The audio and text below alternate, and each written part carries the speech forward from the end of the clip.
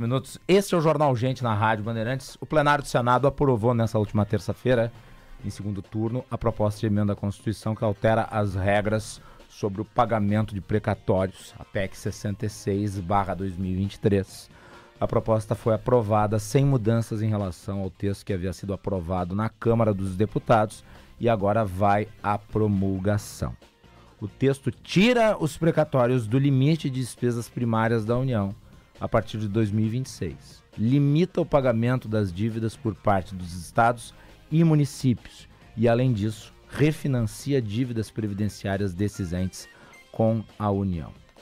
Os representantes dos municípios e dos estados comemoraram e muito a decisão do Senado em conjunto com a Câmara dos Deputados.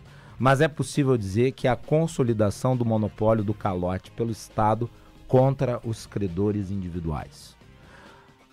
Que é um clichê antigo, mas clichês antigos existem porque são verdadeiros. E nós estamos falando aqui de uma forma, um mecanismo legalizado, e isso certamente será judicializado, porque existem questões aí envolvendo a constitucionalidade do projeto, mas é um mecanismo criado através do Congresso para autobeneficiar os entes federados, as instâncias estaduais, em detrimento das pessoas que tiveram vitórias jurídicas em relação a demandas em relação ao Estado.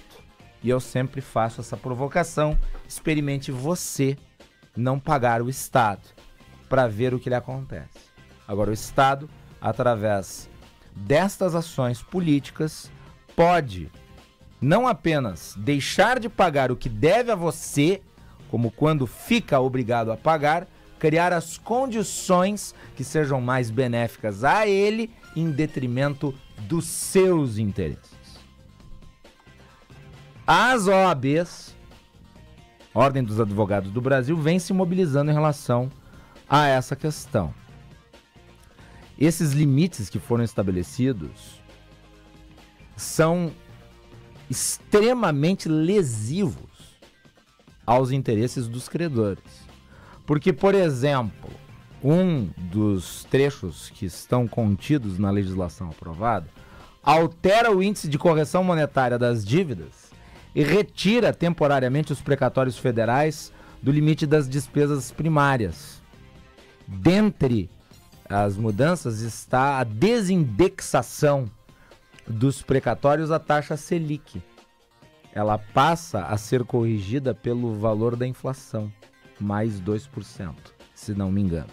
O que, obviamente, imporá aos credores prejuízo, já que haverá uma necessária desvalorização do valor no longo prazo. Então, não apenas o Estado está dizendo: eu crio as condições para pagar da forma como bem entendo, como você vai receber menos do que teria direito, se considerado os índices de referência do mercado como um todo. E o Estado, lato sensu, em geral, está aplaudindo a medida. E os credores, os indivíduos, as pessoas que têm ações contra o Estado, como elas não têm capacidade de lobby em Brasília, elas foram sumariamente derrotadas. E agora, o caminho, obviamente, vai ser a judicialização. Existe jurisprudência, Sérgio, no Supremo Tribunal Federal em relação à questão. Por exemplo, no julgamento das ações diretas de inconstitucionalidade 4.357 e 4.425, a Corte, à época, considerou que o período temporal excessivo e a perpetuação do parcelamento dos precatórios configuram inadimplemento disfarçado por parte do Estado, frustrando a efetividade das decisões judiciais e esvaziando o conteúdo da coisa julgada. E é por aí que provavelmente alguma ação deverá levar toda essa legislação de volta ao Supremo Tribunal Federal. Sérgio Stock, bom dia. Bom dia. O Estado brasileiro, em todas as suas